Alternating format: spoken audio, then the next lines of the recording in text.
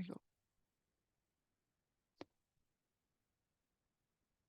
So now I told you the importance of contrast and pixel size in the image to be able to capture basically the optical resolution that the objective is delivering. And now I want to tell you about the artifacts that happen if we do not fulfill the Nyquist criterion. So undersampling leads to aliasing artifacts. And this is super well known with photographers, but for some reason, it's not very well known amongst us scientists who use microscopy. So aliasing and pixelations are artifacts that are different. So you see here some pixelations. It means that this curved edge, because we have to represent it as pixels clearly in the dress or whatever it is, it's not it's not squarish like this, but we see the little squares basically, and this is called pixelation. Aliasing is something different, and it's very common to see it when we have colors. And so, for example, here, and this is the reason why it's very famous with photographers, especially people who image objects that have a structure like this. For example, you can see there's like a structure in this tissue. So then we have this problem of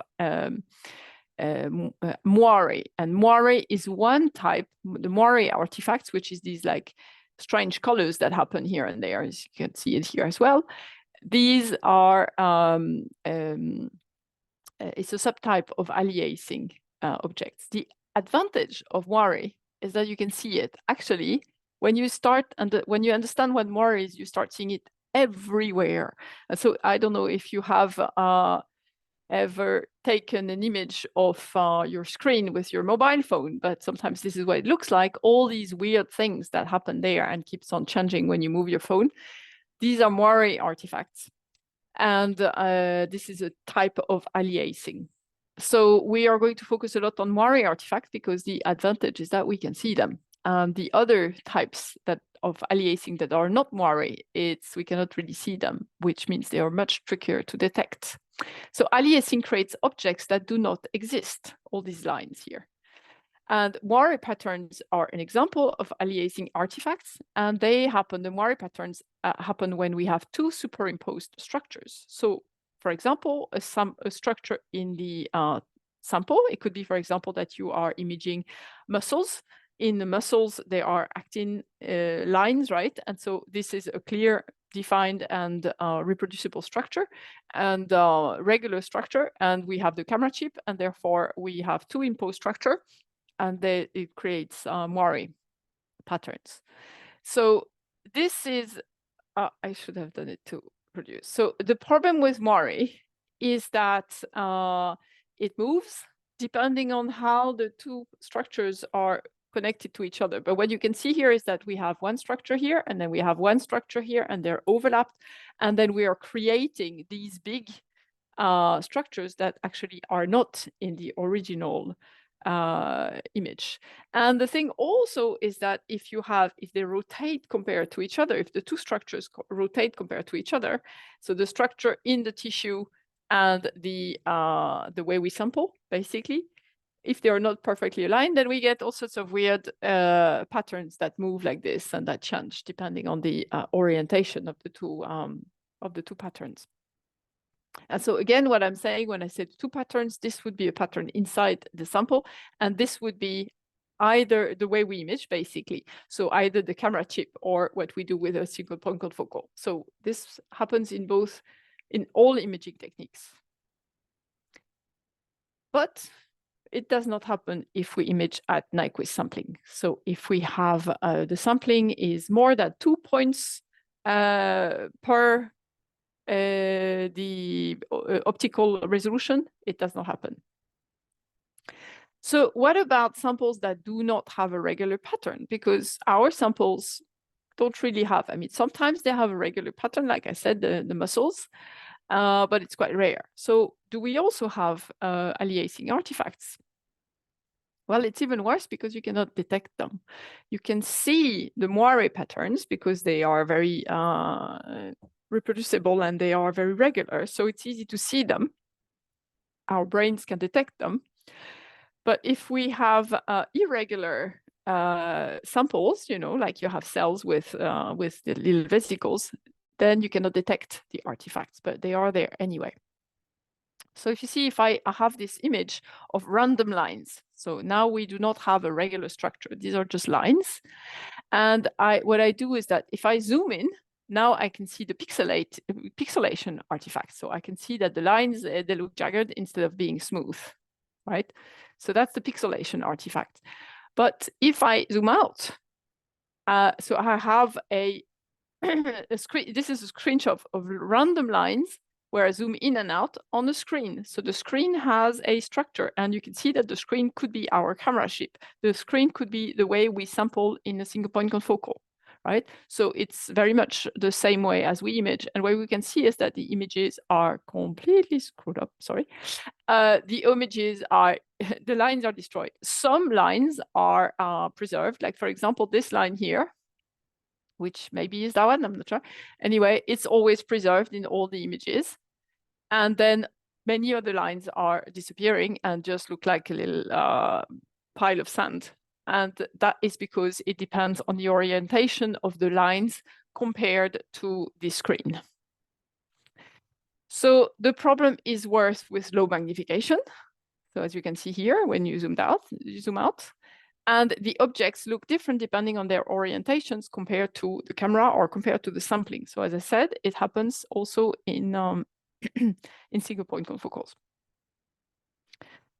So if we have the same objective and the same object and we increase the sampling, I want to talk about this. So I took screenshots of this very nice video by, again, Jeff Lichtman from the iBiology macroscopy course. And this is the video link. And then because it's very difficult to see the aliasing artifacts if you do not have a structured sample, he uses a zebra. So basically, this is, we have here some sort of an image, and we are now going to use the same object and the same objective, but we're going to increase the sampling. So now we are grossly undersampling, and then we are going to increase the sampling slowly. So you can see already that there is some sort of improvement, but we can clearly see that there are some very weird things, like, for example, zebras do not have bridges like this between their lines. And in here, for example, and if we increase again, so we make smaller pixels, then we can see that this bridge has disappeared here. And now we start seeing this area on the cheek of the zebra, but it has like checkered pattern, which does not exist either. And then if we look at the back here, we see all sorts of little balls or something like this. So if we increase again the digital resolution, so now we're making smaller pixels, and you can see, so we're sampling more. You can see here again all these little balls, which does not exist in the fence. And the zebra has a very nice frizzy haircut. So it looks very funny, and we still have some artifacts a little bit everywhere, like here. But these lines are, well, so these lines are far away from each other, and they're big. So so they are much easier to resolve. But all the small details, like here in the hair or here, the smaller details that need higher resolution, digital resolution, but again, we're using the same objective. So we have the same optical resolution, but now we're talking about the digital resolution, the pixel size that we are increasing slowly. So if we keep on going and make even smaller pixels, now we have still a little bit of frizzy hair here and there, and we have these weird patterns in here on the nose, but everything else is well resolved. So you can see how, as we increase the digital resolution and we make smaller and smaller pixels, in the image, we resolve the large structures, those that change slowly. As I was telling you, the slow changes, they are preserved quite nicely in the contrast. And then we are still having a problem with the smaller and finer structures. And so we increase again, and here we can still see some artifacts. And if we keep it going, then that's it, I think. So this is the first image that we had, not the first actually, but one of those where we could see lots of artifacts everywhere. And this is actually the poor zebra that looks very, very, very bored in his zoo. You can see all the artifacts, and again, the big details that have slow changes are much easier to resolve than all the tiny details. So all the tiny details that you can think about, the small lines close to each other, that corresponds in our sample to dots, crowded vesicles, lots of edges close to each other. And this is where we get the artifacts.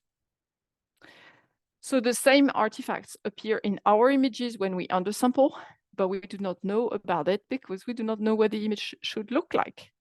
And the only way to know what the image should look like is to basically increase the digital resolution, so make smaller and smaller pixels until we image according to Nyquist sampling. And then we can compare the two images and see where we created artifacts. This is the only way to actually see them when you have no clear structures in the sample. So this is another example of a hat. So only the details that are resolved by the objective, but undersampled, create aliasing artifacts. So in these images, you can see here the very coarse details are anyway well resolved in the image. So this is the well sampled image. And so these details are very well resolved. But if we go a little bit finer, so these are going to be the same, but in here we can still see that we are undersampling this area. So this is a very fine mesh of like the structure of the tissue is very fine, and therefore we can see this moire pattern in this area, and the coarse things are anyway resolved, even when we undersample. So you can understand that your choice of undersampling or not is going to be what is it that you want to see in the image. If you have chosen an objective for reasons X, Y, Z, including its resolution, you don't want to undersample and destroy the optical resolution that you have gained by choosing your objective. So you can see that if we have a regular pattern, then and we undersample, so in here the sampling is below 2, so we do not have 2 points per period, then we create this big structure like this. And this is what we see. This is the artifact that we see. So the software will reconstruct artificially because it has too few points. And so the moire patterns are very useful because at least you can see them, but also they can be used actually. So structured illumination is a super resolution microscopy technique that uses these moire patterns to actually capture higher resolution than the 0.61 lambda divided by NA. It's interesting, but we'll see this in the super resolution lecture next week. So now a little quiz. When we image with a wide field system, why would anyone want to use a 100x NA 1.4 objective instead of a 60x NA 1.4? Can spend a couple of seconds on your own thinking about it. Can I ask a question? Please. Quickly related to the previous one. For example, these moire patterns. Yeah. Do they affect the, if you do the image analyzing? So basically, are those only visible or are they in the image itself? They are in the image. So they affect. We are creating objects in the image that do not exist in the sample. Yeah, and they will affect the results if you're like Absolutely. quantifying. Okay, so I just have to make it clear. The quantification is blind to what happens in the image. If I've shown you the stuff of the zebrafish with like a H in its neck with a bridge between the two lines, the image analysis will not know that this is an artifact compared to the rest. Yeah, it's in a pixel level. Yeah. Okay. Yeah, it's an object that is created by the digitalization, the wrong digitalization of the optical resolution. So definitely, and the thing is that we cannot remove them afterwards. This is the way we have acquired the image. So we have no, that's it, we cannot remove them. They are there in the image and we have no choice but to dealing with them, or at least if we can be aware of them, we can interpret the image in a different way. That's very important. So what do you think? Why would anyone use a 100x objective compared to a 60x if they have the same numerical aperture? because we have camera-based system and we cannot change the pixel size. So by increasing the magnification, we might help the result. Everybody's with us? So when we talk about digitalization, the magnification matters. When we talk about optical resolution, you will notice that 0.61 lambda divided by numerical aperture, there is no magnification in there, right? 2n what is it? 2n lambda divided by n square in Z, there is no magnification. So when we talk about the optical resolution, the magnification does not come into play. But when we talk about digitalization, so making a digital image out of our analog point spread function, we have an influence of the magnification.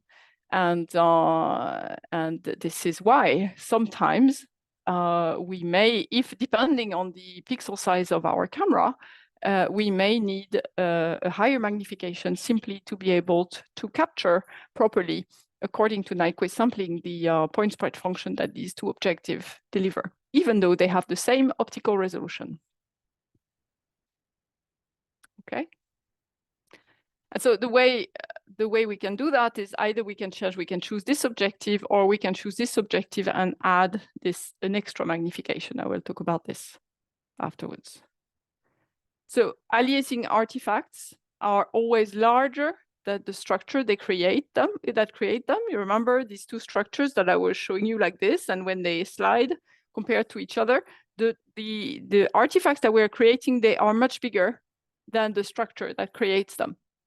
So we are creating bigger objects, let's say, in our image. And only the details that are undersampled will create artifacts. So if we undersample a lot, we get all sorts of small details, and medium-sized details will create artifacts that are bigger than them. If we increase the digital resolution, so we make smaller pixels, the medium-sized details will stop creating artifacts, and only the small ones will create artifacts that are bigger than them. So this is the way it works. And as one gets closer to Nyquist sampling, which is the optical resolution divided by 2, the aliasing artifacts become smaller. So it's like a continuum. We're getting less and less as we're getting closer to the Nyquist sampling. And aliasing artifacts are only a problem if the distance one needs to resolve is undersampled. So this is why we need to have this reverse thinking approach, where we say, okay, what is the distance that I need to resolve in my images? If I need to resolve, so I have to count, for example, I want to measure the size of vesicles. Okay, what is more or less the size of the smallest vesicle that I want to measure? So if I want to measure the size of a vesicle, it means that I need to be able to resolve one side of the vesicle compared to the other one. So I need to be able to resolve the size inside the vesicle, the size of the vesicle. So I say, okay, it's so many, whatever, and hundreds of nanometers or something like this. I say, this is the distance that I want to resolve. And so I want to then figure out which objective can give me this optical resolution. And then I want to see if when if I have to undersample one way or another, because I'm a bit stuck with my camera, for example, then I have to see how does it compare with the distance that I want to resolve. Okay, because sometimes we choose an objective for many reasons, and it gives us the resolution that is much higher than what we need. So then it's okay to undersample, because that's not, you don't need to have the resolution of the objective. Okay, so we have this little interplay between what we need to get from the image, what the objective gives us, and what the digitalization gives us. And on top of all this, we need good contrast, so good samples. And this is the reason why the most important thing is to know what you want. What do you want to measure in these images? And this is what we will hopefully slowly develop as well during the course. So this is true for a camera-based system and also for single point confocals. but it's easier to fix on the single point confocals because of the magic button. Just click the button and you can change the pixel size. So that is very useful, but it goes slower. And so what happens is that most people want to get a single point confocal because this is the best of the best. And then they want to get the highest magnification because they think that the highest magnification is going to give them the best resolution. And I tell them, no, the optical resolution has nothing to do with the magnification. And then when they are in front of the microscope with this objective that they have chosen that has a very small field of view, they go, oh man, this is so slow. I'm going to use zoom 1, 512 by 512. And they totally undersample. And then they do not get any of the advantages of using a single point confocal and a very high magnification objective and therefore small field of view, but they get all the disadvantage that it's slow. Some things have to change. Okay, so on camera-based systems, the camera pixels size, so the camera pixels, the physical devices inside the camera chip change a lot. They can go from 345, this is the smallest I've seen so far, to 16 microns. And this is also not the real, anyway, it's a camera, it's a color camera, to 16 microns, so very high sensitivity with big pixels. When we have very big pixels, lots of photons are coming on the pixels. So we have a high sensitivity, but we have a low resolution because we have large camera pixels. And when we have small camera pixels, then we have a high sampling capacity, but the image is going to be darker. So on the single point confocal, you can see these are the lines that we are scanning. Okay, so we're going point by point, line by line. We are scanning the blue lines. And this is our sample. It's green like this. And this is what we would like to capture, but we are a bit, it's too slow. Let's change the sampling and make big pixels. And so we make these big jumps like this. And what we're doing is that the scanning, we're only measuring this.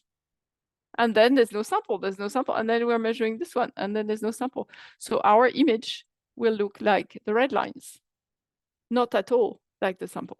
Okay, so it's the same thing with single point confocals.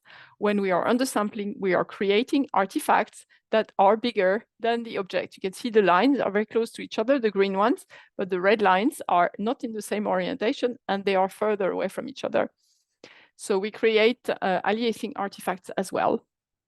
And so instead of detecting the green lines, which is the sample, we will detect the red lines, which really do not exist. And on the camera-based system with large pixels, we integrate even the smallest detail, but on single point confocals, we will miss the large details because we just jump like this. So it's the same problem, basically, on the single point confocal and the camera-based systems when we undersample. So I want to know first if you guys have any questions about the Nyquist sampling theorem and contrast, which I think are mostly very often new concepts. So it's a little bit difficult to grasp them. Are there any questions?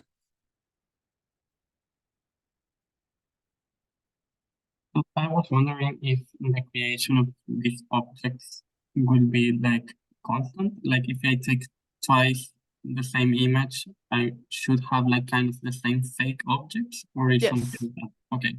So if you take like 3 times the same image with the same, it's very reproducible. It's totally there. Yeah, it's totally there. And you can see this, image. You can take 3 images of these green objects with the sampling being like the blue thing. You will always get the red because this is just the way you image. Okay. Right. So it's very, very reproducible. It's very predictable. And if you take 3 images of the sample in the same way, you're going to get the same artifacts. And the only way to know what is artifact in this image or not is to also take an image with a higher sampling and compare them. Some objects will disappear. Okay. And then you will see. Yeah, so the question, yeah, sorry. I was wondering in this new AI method, like in the idea of that is like to become predictable what is real and what is not with these high pixel images, no? Yeah, so AI can do lots of things, that's for sure. I don't know if it's possible. So AI is very good at removing noises, for example. AI is very good at detecting objects that are sparse but very dim. I mean, there's lots of different things because, you know, AI, it depends on how you train it. It depends on the technique that you're using and all sorts of things. So I'm not aware of any AI technique actually that removes, if it's possible, aliasing, you know, because basically, if it's possible, because basically, you know, in this, you're not imaging the green.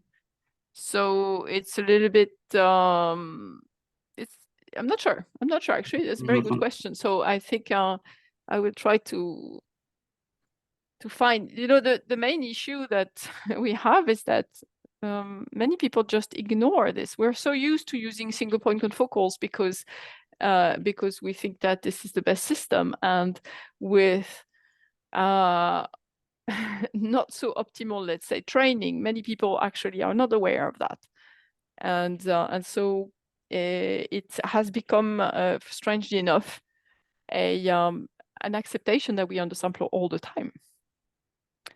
And so, you know, it's easy to close your eyes. So, but I can ask, actually, you know, we have all sorts of networks of facility people and stuff like this. And I can ask, is there any AI algorithm that is able to remove the aliasing artifacts? And that's a pretty interesting question. I will ask. Are there any other questions? Yes, Sylvia, wondering why you mentioned that the wavelength is the emission. Didn't we say that for the camera-based, we consider the excitation wavelength? No, it was the opposite. It's basically for a camera-based system, we consider, it's not exactly true. Yes. Well, yes, for a camera-based system, we consider the emission, and for a single point confocal, normally we should consider the excitation. Okay. But for simplification, because there's not a huge difference in number, you know, for simplification, I have decided that we're going to use the emission all the time in this course. But really, for single point confocal, it's actually, in some cases, the excitation, and some cases, it's an average of excitation and emission. So, you know, it depends on the case. There's like so many different resolution equations out there with different, but normally for a confocal, it's excitation, but here we say emission for everything. Okay. And the binning, I had a question about it. Is it the camera that creates the binning? So the binning is something that you choose. Basically, let me just stop sharing this so I can see you. Binning is basically something that you choose. It's a little bit on the single point confocal. It could be, for example, that you want to have bigger pixels. So you're going to make bigger pixels. So on the camera-based system, you can decide to have bigger pixels. And what happens is that, of course, on the camera chip, we have the same devices. They have the same size. But what we do is that we're going to pull all the four pixels on the camera chip. They collect all the photons. We're going to put all this signal together. We're going to pull it together and say this comes from one big pixel. Instead of saying it comes from 4 small pixels, we're going to say it comes from 1 big pixel. And so an image that has maybe 2048 by 2048 pixels, if we would acquire without binning, then suddenly becomes 1024 by 1024. And so it's much easier to handle in many ways. If you take like a very big overview of your sample, it's easier for the software to reconstruct a big image. The resolution is smaller. So it's basically a setting on the camera where you put all the signal that comes from 4 pixels into 1 bigger pixel. And this can also create artifacts, right? Because absolutely, so this pixel. The pixels are big. Yeah. Absolutely. So this is exactly the same thing as undersampling on the single point confocal, or so it's basically the same thing. We have big pixels and we are undersampling. But for example, if what you want, so you need to think every time you press the acquire button, you need to think, what do I want to do with this image? If, for example, what you want to do is acquire a big overview of your sample so that you find the area of interest, in your sample without like having to look in the eyepiece. As we know, this bleaches, and it's useless because as soon as you've gone from an area, you forget. So when you have a big overview as an image, it's very easy to navigate inside this image. So when you want to do that, you know, you will create lots of artifacts, but you will still see your areas of interest. Mhm. So Yeah. your goal with that image is reached anyway, so it's fine. Mhm. Yeah. Right? It's very, very important to set all the parameters with in mind the goal for this image. If the goal for this image is to measure the size of the vesicles, then you set all the parameters for that goal. If your goal with the image you're going to acquire now is to get a big overview of your sample, then you set everything for that goal. And regarding the camera, did I understand correct? The bigger the pixel, no, what is considered best for the camera to be? Yes, so let me tell you something. I have a little sort of image that maybe will help.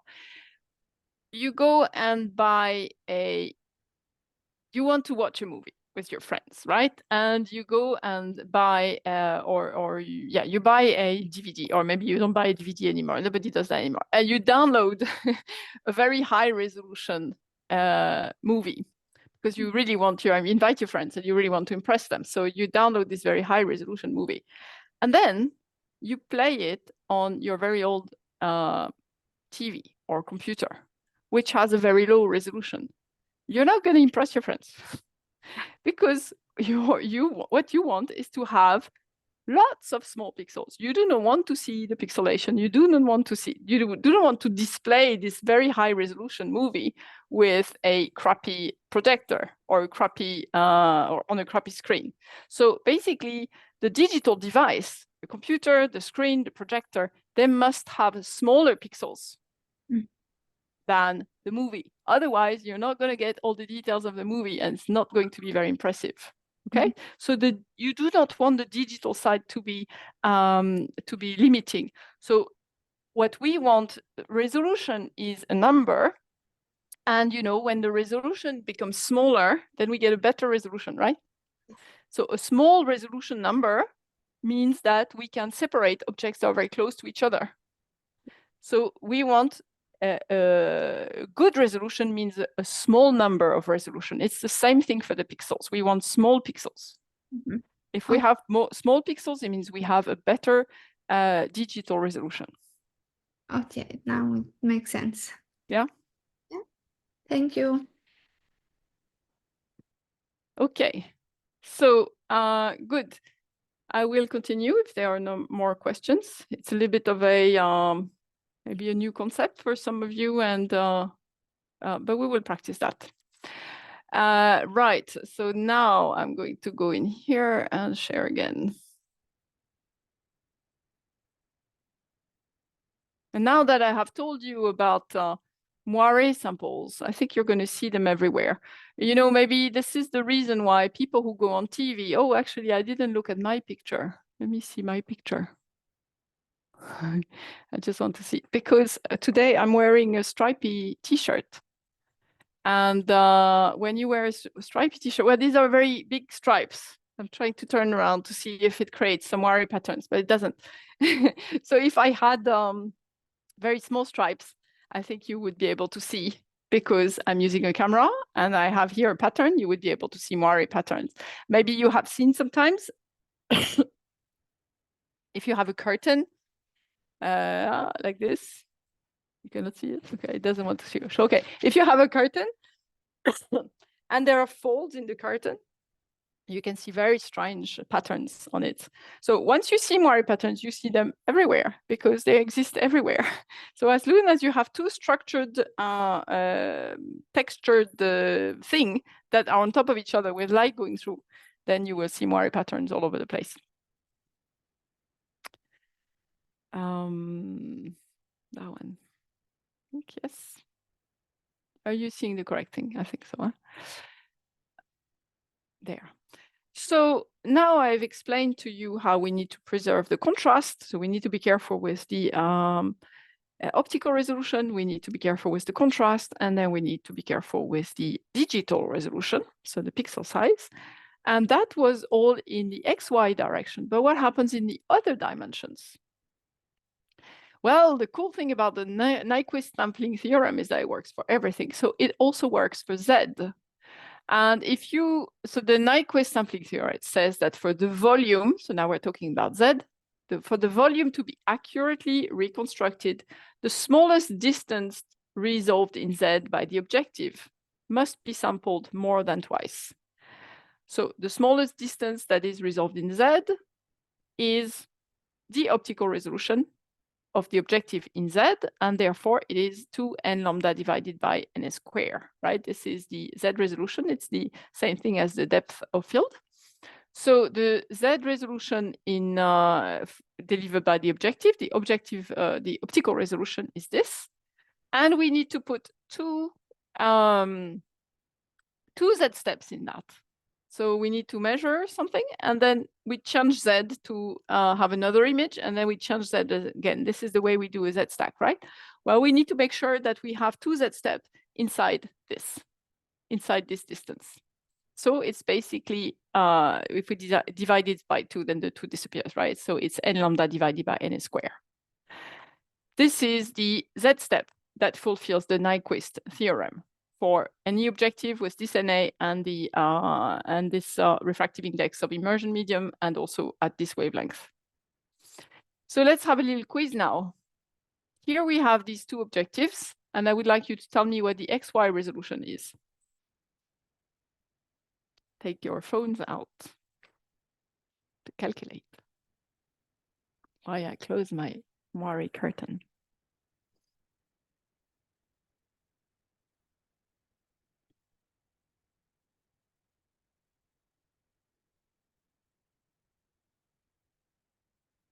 Anyone?